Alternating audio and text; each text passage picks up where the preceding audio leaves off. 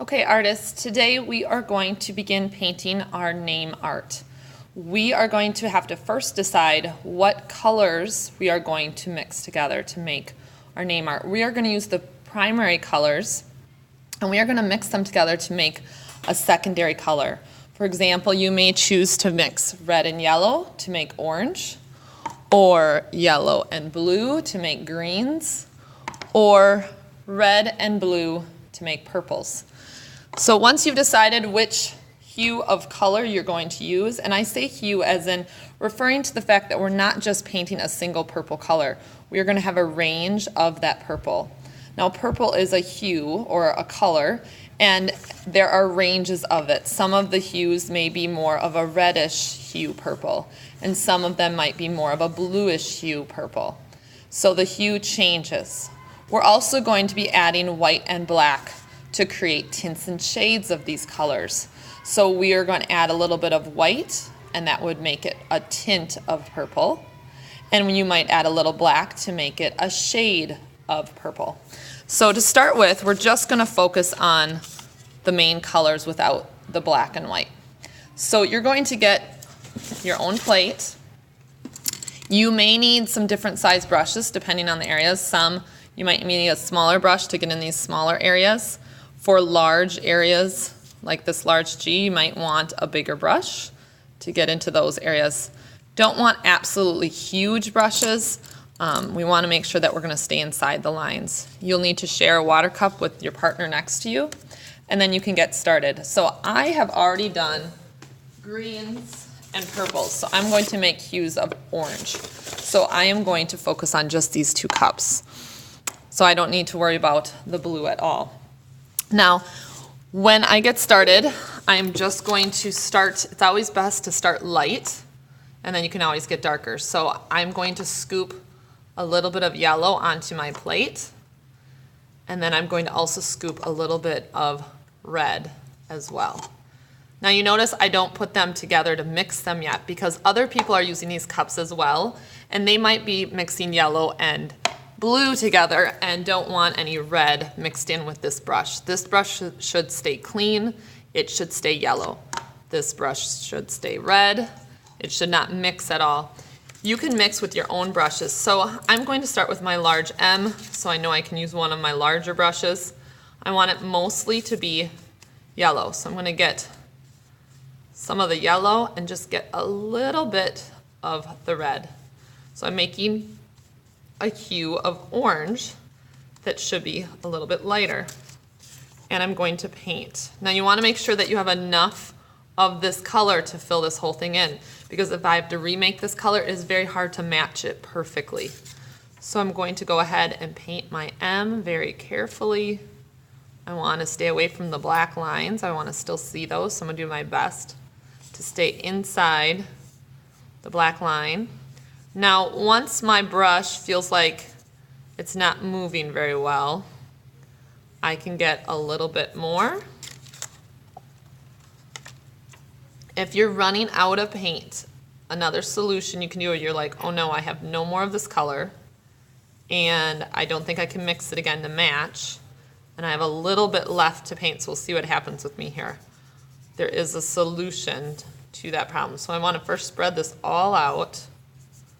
Get maybe a little bit of water is what can help. So if I get a little bit of water on my brush, it helps spread out that paint.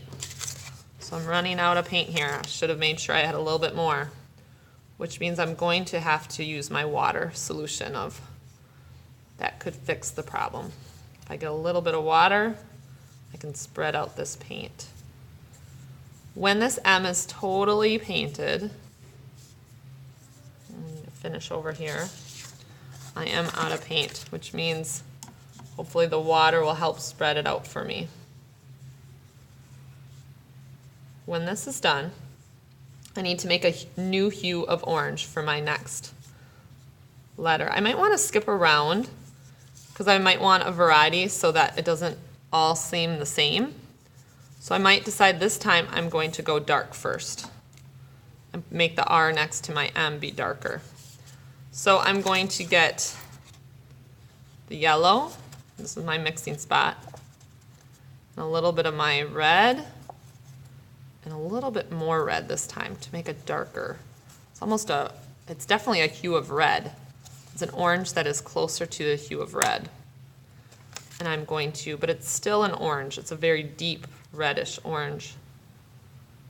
Now I notice that my brush is getting really clogged down with paint, and it's making it hard for me to paint nice and crisp and stay in those lines, so I'm gonna get some of that paint off. That can happen. Your brush can get so much paint on it that it becomes kind of a big ball. It's really hard to paint carefully when the tip of your brush is like a huge fat ball of paint instead of a crisp line. So make sure you clean that off, and now I can paint much more carefully. All right. My next letter, the S, and I can tell, right, this is too big of a brush. I'm going to switch brushes. I'm having a hard time staying in the lines with that brush. So I need a smaller brush. Don't be afraid to go and get a different one. If you're like, this is definitely not working for me, then switch it out. All right, when I finish my R here, time to clean it.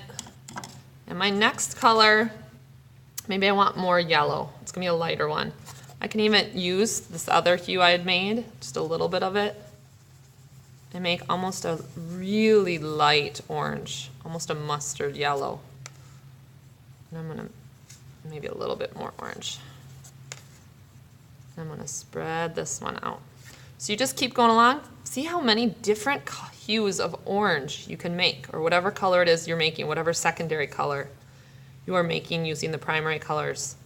See how many different hues, just a slight variation of adding more of the red or more of the yellow can change that color completely. These two are similar, but this is definitely a lighter hue of orange. It has more yellow in it. So that's how you can tell, like, they're both orange, they're both the color orange, but they're different hues of that color. All right. So eventually, when I have some of these filled in, I might decide I want to add some yellow or black. So when you get some yellow or black on your plate, just go to the painting station and add a little squirt of yellow or black. If I add a little bit of white to this orange here, I'm going to make a new hue of the orange, but it's a tint. It's actually a tint of orange. So I have this tint of orange for my dot here. So eventually your plate will be filled up with lots of different colors or hues of that orange. If I add black, so I'm going to clean my brush. So this time maybe I'll add a little black. And black gets dark really fast, so if I add black, this one you can see it, that is too dark. I can't even tell that that was orange. That means I need to make an adjustment. I need to add maybe a little more red and a little more yellow to my plate until it actually looks like a color of orange again, or a hue of orange. But now it's definitely a shade because it's definitely darker. I'm gonna get a little bit more yellow on there. So we have this dark shade of orange, and I could use this for my G, or maybe I want it behind this S. So see how many different hues of orange you can make and how many different tints and shades of those hues you can make. So I'm going to make this diamond. All right. Eventually, if I'm like, I have no clear yellow or red anymore to use, you just need to scoop a little bit more yellow on your plate and a little more red to get some clean colors to use, because these are starting to get muddy. But don't mix, don't use those brushes to mix. All right, have fun experimenting, see how many different hues of orange you can make.